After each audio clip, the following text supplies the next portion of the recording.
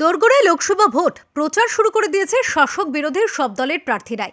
এবার কোমর বেঁধে প্রচারে নামলেন শ্রীরামপুর লোকসভা কেন্দ্রের বামফ্রন্ট মনোনীত সিপিআইএম প্রার্থী দীপশিতা ধর। শুক্রবার চাপদারি বিধানসভার অ্যাঙ্গাসে শ্রমিক মহল্লায় প্রথম বক্তব্য রাখেন যুব বাম নেত্রী। সঙ্গে ছিলেন সিপিআইএম নেতা তীর্থঙ্কর রায় সহ অন্যান্য নেতৃত্ববৃন্দ এবং কর্মী সমর্থকেরা। এরপর জুটমিল এলাকায় ঘুরে ঘুরে মানুষের আশীর্বাদ নেন তিনি। পরে সাংবাদিকদের মুখোমুখি হয়ে দুর্নীতি ইস্যুতে তৃণমূলকে নিশানা করে দীপশিতা বলেন, শাসক দলের সব স্তরের নেতা কর্মীরাই দুর্নীতির সঙ্গে যুক্ত। এই দুর্নীতির জবাব বাংলার মানুষ দেবেন। শ্রীরামপুরে বিপুল ভোটে হারবেন কল্যাণ বন্দ্যোপাধ্যায়। এছাড়াও দীপশিতা বলেন, তাদের প্রতিপক্ষ বিজেপি তৃণমূল দুই দলই। তৃণমূল বিজেপি দুজনেই আমাদের ফার্স্ট সেকেন্ড প্রাইমারি সেকেন্ডারি এরকম কোনো ব্যাপার নেই। আমার মনে হয় তৃণমূল বিজেপি দুজনেই একই ধরনের পলিসি, একই ধরনের নীতি জনপ্রতিনিধিত্ব তারা করে। তারা শ্রমিক বিরোধী, তারা ছাত্র বিরোধী, তারা গরিব বিরোধী।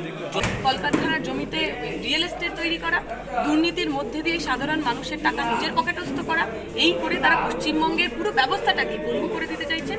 কিন্তু আমার বিশ্বাস পশ্চিমবঙ্গের মানুষ, বিশেষত শ্রীরামপুরের মানুষ, তারা এইবার 15 বছর ধরে যে ভুল তারা করেছেন, 15 বছর ধরে যে যন্ত্রণার সঙ্গে তারা জীবন বাঁচছেন, সেই যন্ত্রণা তার পরিবর্তন করবেন, কল্যাণ ব্যানার্জিকে বিপুল ভোটে হারাবেন। ব্যুরো রিপোর্ট, ওঙ্কার বাংলা।